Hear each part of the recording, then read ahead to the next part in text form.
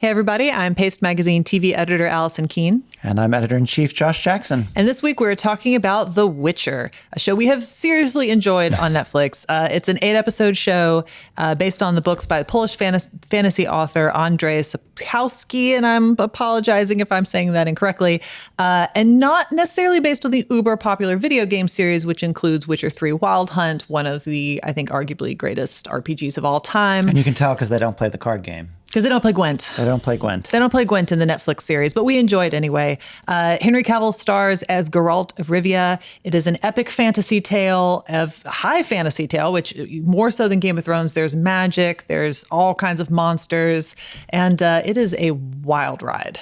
It is, sure. And I was not initially on board after watching the first episode. I watched it well before the show came out, and nobody else in the office had watched it yet. And I'm like, yeah, I don't know about this series. It felt a little bit, did not love the CGI in the very first scene. It's bad. It is this. It's real bad. It had this weird mix of high fantasy and kind of fun, corny, cheeseball goofiness, and I don't think I got that right away, but the further I got into it, I realized I just need to shut up and have fun because it's just a lot of fun. It is a fantasy series that does not try to tone down the fantasy elements. No, not at all.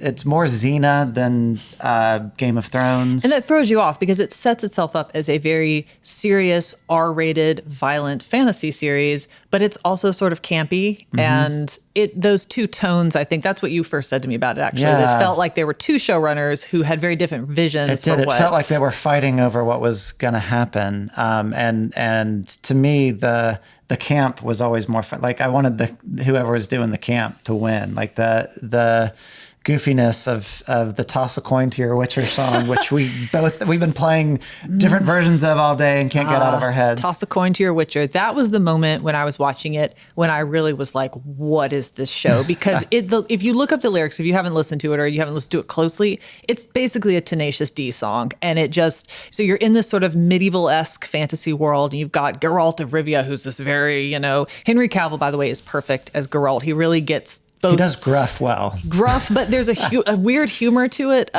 He is huge He's constantly fan. Annoyed, I think, is what he's going for. Constantly annoyed, and Cavill himself is actually a huge fan of the Witcher games and the books and everything. So he came into the show as a fan and really, really wanted to play Geralt, and that comes through. I think anytime you see an actor having a lot of fun with a role, even though Geralt is like 0% fun. Yeah. Henry Cavill's having a lot of fun. And so you've got him, he's riding his horse. There's this, epic magey monster stuff. And then the bard who travels with him starts the song Toss a Coin to Your Witcher, which is like the earworm of late 2019 into 2020. But actually what really, Toss a Coin to Your Witcher, I think, proves that TV shows need to have theme songs again with lyrics that explain what's happening. Like 80s style, like this is like a cartoon from the 80s. It's like, here's the plot and here's everyone who's in it. And the fact that that this song is getting covered so much, but there's a metal version, there's, sort of the acoustic ballad version. Everybody's tossing a coin to their Witcher. In the Valley of Plenty. And that's not the show's theme song. The White Wolf theme is the song's the show's main song, but this is the song that everyone's talking about because it's funny, because it's silly, and I think it helps encapsulate really what the show is all about. But look, people bring back theme songs because we obviously need them. It's not a jokey show, but it's a funny show. Like it is, yeah. It's not intentionally just like delivering one-liners, but the just overall goofiness, the fun that it allows itself to have in this very high fantasy world. And there's not a lot of great high fantasy television to follow. And I wouldn't say that The Witcher is great, but it's so much fun. Yes. And that's the thing, I think, is that it's a show, Josh said at the beginning, you just have to stop trying to figure out. It doesn't make any sense. I think one of the best examples is an episode that hinges on the law of surprise, or the law of surprise, as they say. And they don't explain to you what that is until the very end of the episode, which would have been helpful much earlier on. And that is really The Witcher in total. That and there are different timelines. That's the spoilery as we'll get, is that there are different timelines.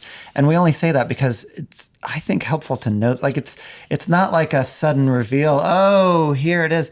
It's just sort of confusing, and then you start going, oh, that's not the same kid as that one. It's a cool idea that's not executed particularly well. And so you've got, as we talked about, Geralt of Rivia, who is the Witcher, a kind of created magey being who fights monsters. You have Yennefer, who is a pure mage who studies in a mage school and is very powerful. And then you've got Ciri, who's a child that Geralt is somehow tied to. You're not sure how at first. And she has some kind of innate magical power. And so those three stories are kind of what's weaving this first season and you know, bringing it along. And but yeah, once you were like, wait a minute, that and then this and then when is this and who and why, you'd have to do a lot of work. Once you get past the confusing plotting, the bad CGI and the weird tones, it's so much fun. It is so much fun. It seems like we're not appreciating it fully here, but it really is. The fact that it can overcome all those things and you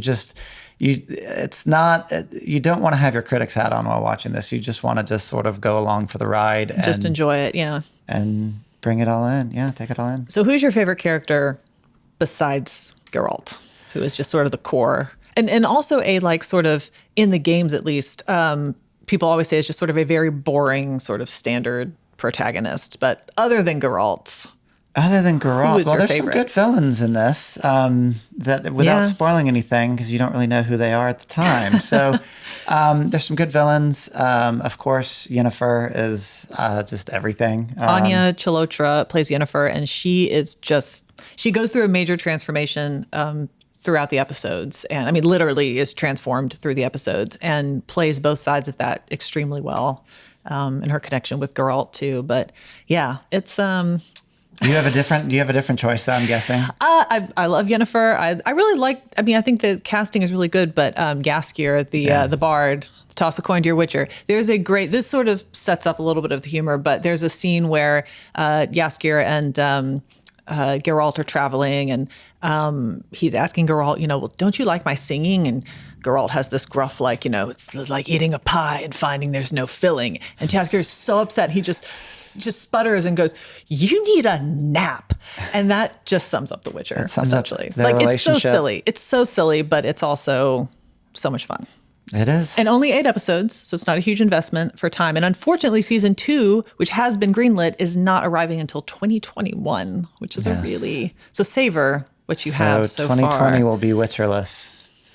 2020 will be Witcherless, which will be a shame. But in the meantime, there lots of video games to play, lots of books to read. Wild Hunt will take you a very long time to play. And yes, lots of books to read. In fact, if you go to pacemagazine.com, we have a full Witcher Watcher's Guide of the entire Witcher universe, what to read, what to play. There are tabletop games. There's a spin-off card game, Gwent, that's like Hearthstone. There's just a lot to dive into in this world. And I think this first season gives you a little taste of that lore, but there's clearly so much more to explore there. So much more to explore.